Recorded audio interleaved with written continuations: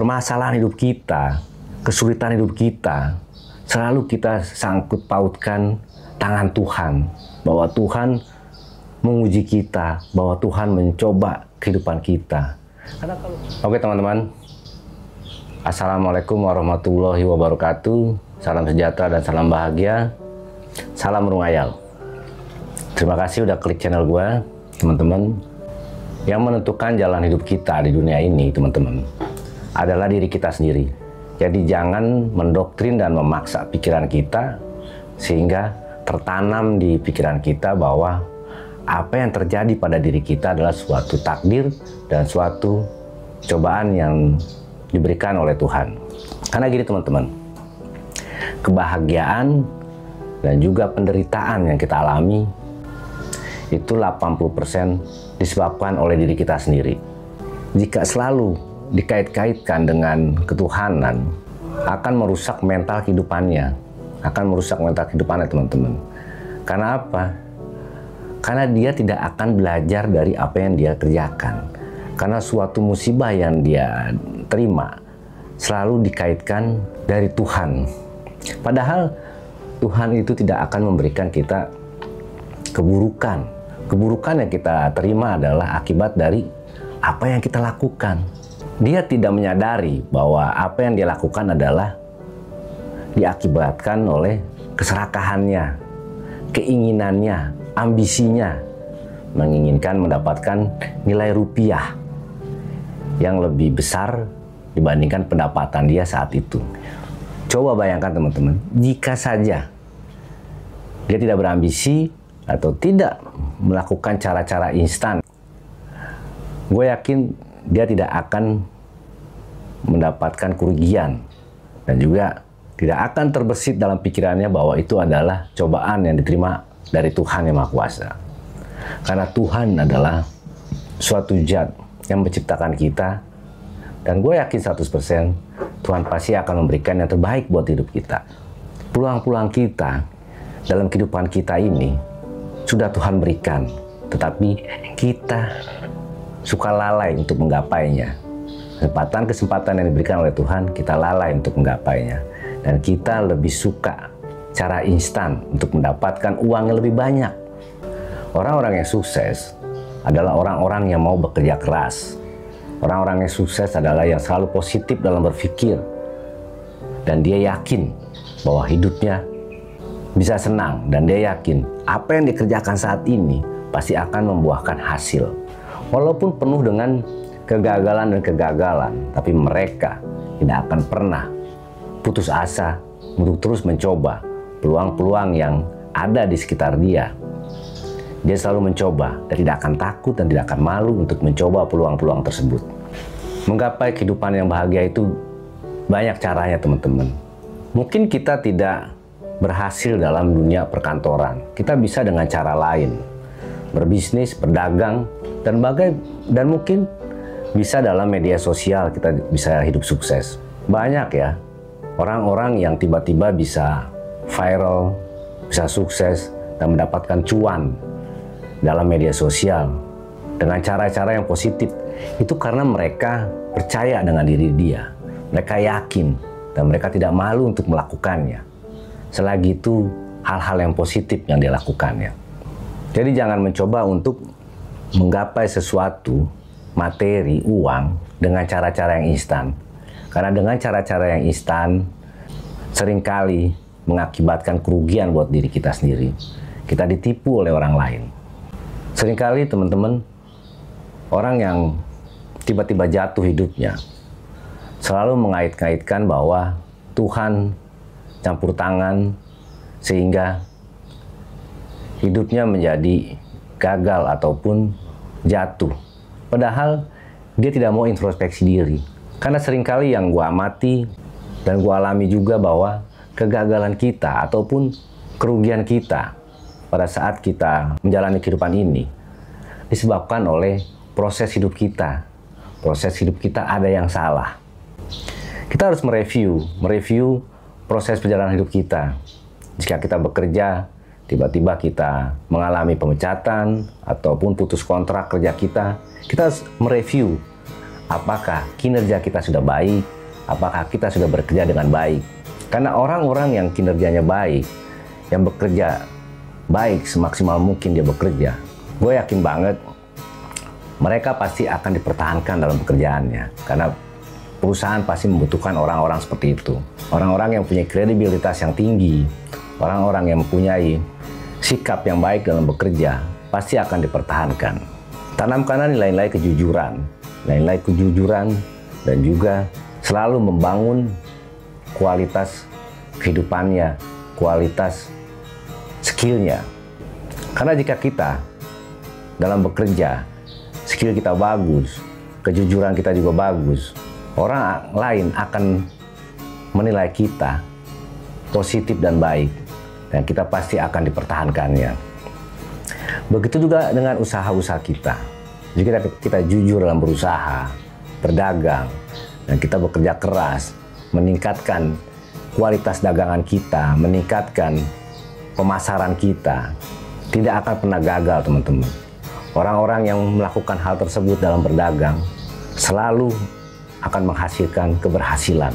Jadi jangan kita mendoktrin pikiran kita hal-hal yang negatif. Jangan kita mendoktrin pikiran kita bahwa permasalahan hidup kita, kesulitan hidup kita, selalu kita sangkut pautkan tangan Tuhan. Bahwa Tuhan menguji kita, bahwa Tuhan mencoba kehidupan kita. Karena kalau kita selalu mendoktrin hal seperti itu, kita menjadi hopeless, teman-teman. Karena banyak orang yang jadi hopeless karena mereka akan berpikir akhirnya bahwa memang takdir gue seperti ini. Memang gue ditakdirkan oleh Tuhan seperti ini. Tidak, teman-teman. Banyak orang-orang yang dalam kesulitan sebelumnya bisa berhasil. Bahkan orang yang tidak sempurna pun, mohon maaf teman-teman, yang mungkin kondisinya secara fisiknya tidak sempurna, mereka bisa berhasil, teman-teman. Karena memang Tuhan menciptakan perbedaan, teman-teman. Dan Tuhan memang menginginkan seperti itu. Bukan cuman keyakinan, bukan cuma rupa, bahasa, ras, dan suku. Bukan.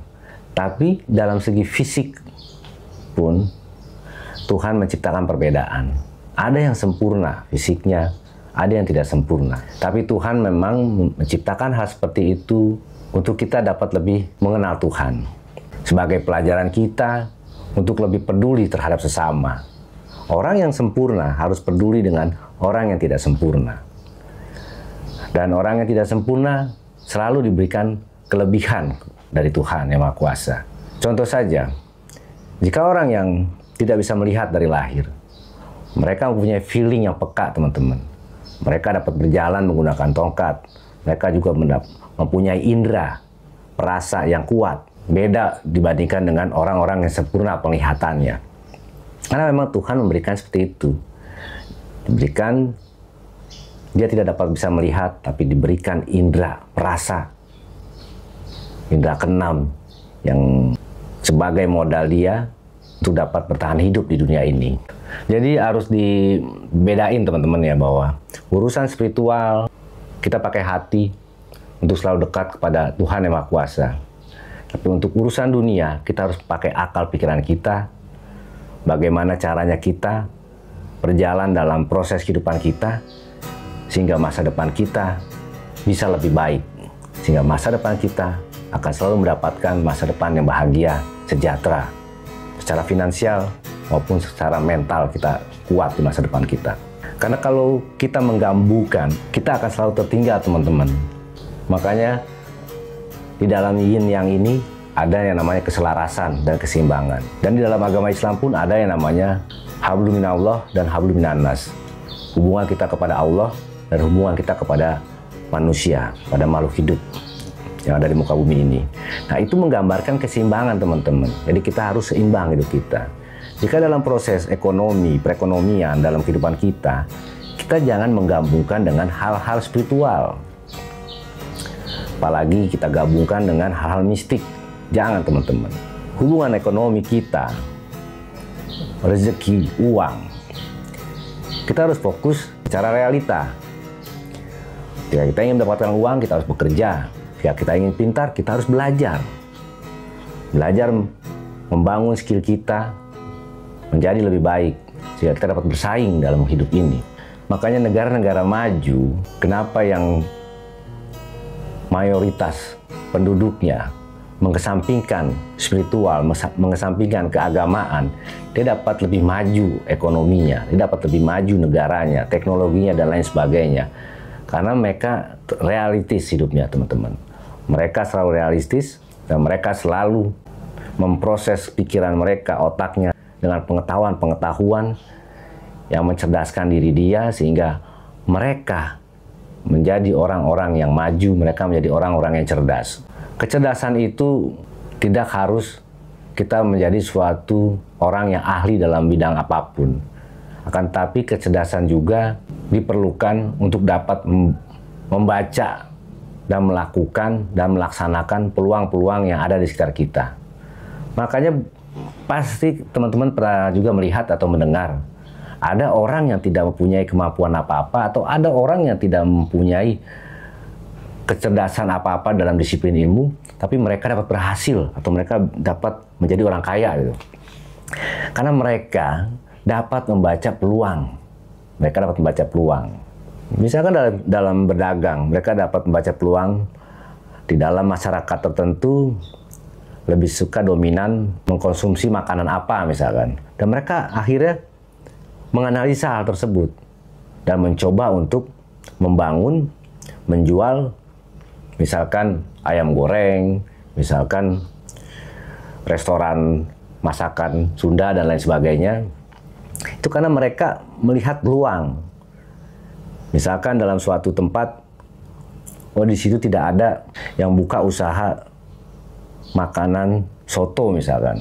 Nah, mereka yang cerdas dalam membaca peluang, mereka akan mencoba dan berani untuk melakukan hal tersebut. Dan makanya orang-orang seperti itu seringkali berhasil dalam hidupnya. Seringkali berhasil karena mereka cerdas dalam membaca dan menganalisa peluang bisnis di suatu tempat, teman-teman. Tapi ada juga beberapa orang, dia mencoba hal tersebut tetapi dia tidak bisa menganalisa keinginan market di dalam suatu tempat, sehingga apa? Usaha yang dia buka akhirnya tidak menguntungkan buat diri dia, karena kurangnya minat dalam suatu tempat tersebut, warga di situ sekitarnya untuk mengkonsumsi barang dagangannya.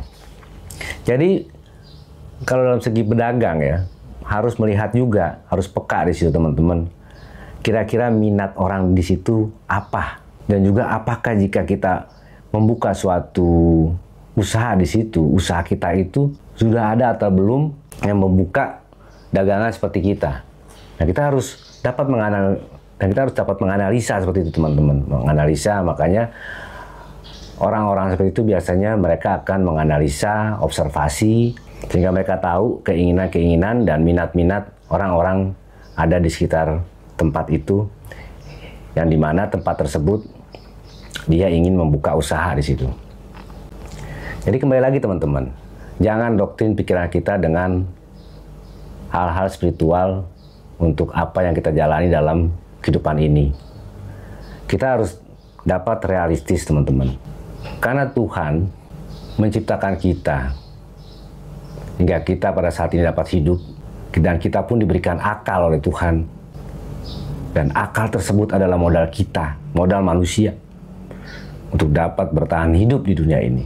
Jadi gunakanlah akal pikiran kita ke hal-hal yang positif, karena itu adalah suatu anugerah dan senjata kita untuk kita bertahan dalam kehidupan ini.